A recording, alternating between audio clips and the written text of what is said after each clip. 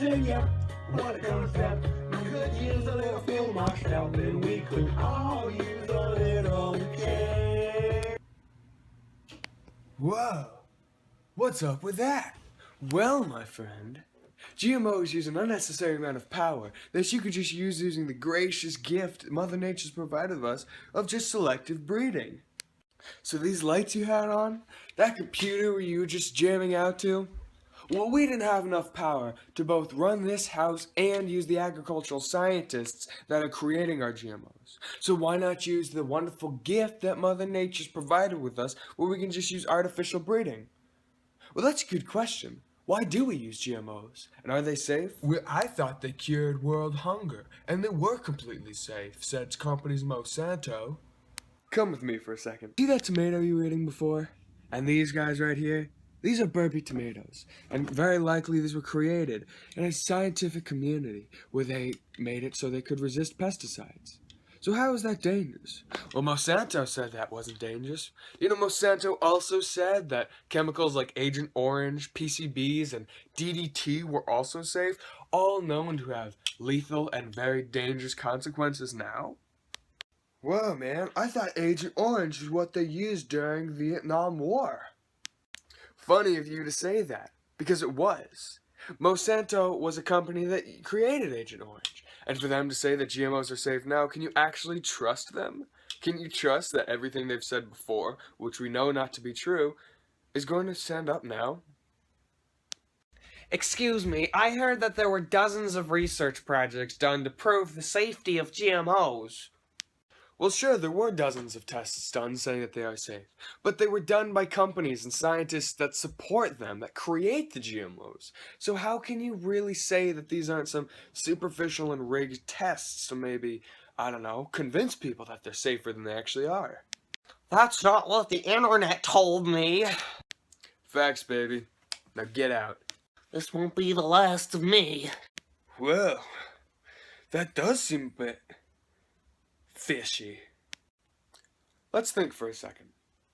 These are sunflowers, and these are sweet peppers.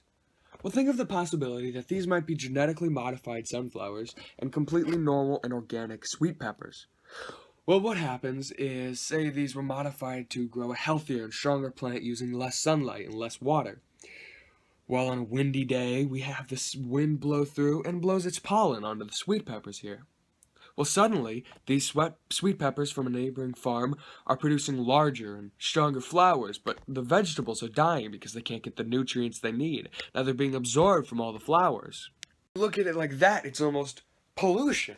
According to responsibletechnology.org, this pollution can last longer than nuclear waste or global warming. This will be for future generations and possibly destroy the health forever. These sweet peppers could practically go extinct because they can't produce enough vegetable, all from this one farm. But I love sweet peppers. Exactly, and that's why we need to be careful about what we use GMOs and where we use them.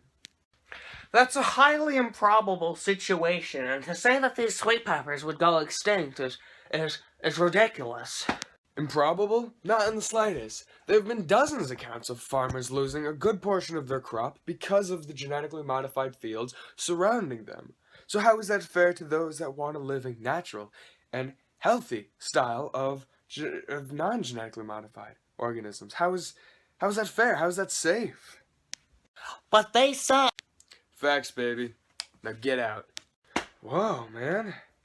You're really starting to change my mind about this. Look at our tomato friends from before.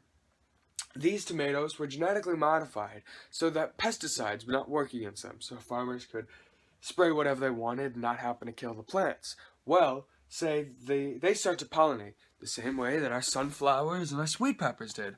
Well, that can get into the soil, that can get into the weeds that they've been trying to kill, and that'll then make these things called super weeds, the weeds that will not die, weeds that will resist the pesticides. But GMOs have been proven to use less pesticides. Sure, in a short time at first. But over time, as these super weeds start to grow, farmers and other folk might have to use more pesticide, more herbicide to kill these super weeds. We'll just use more and more over time, using the exact same amount as if they were natural or organic. But the internet... Facts, baby. Now get out. Whoa, man. This is really blowing my mind. I thought GMOs were completely safe. So do most people, my friend, but when you look at it now, are they as safe as everyone thinks? I encourage everyone to do the research they need to live a healthy and happy lifestyle. I have one message for all of you now. Fight Monsanto, fight the power. Fight the power.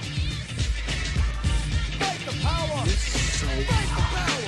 But the internet. Fight the power. Facts, baby. Fight the power. Get out. We got to fight the powers that be. As the rhythm's designed to bounce with calcium that the rise. Designed to fill your mind now that you realize the prize arrives. We got to pump the stuff to make it tough. From the heart, it's a start, a work of art to revolutionize.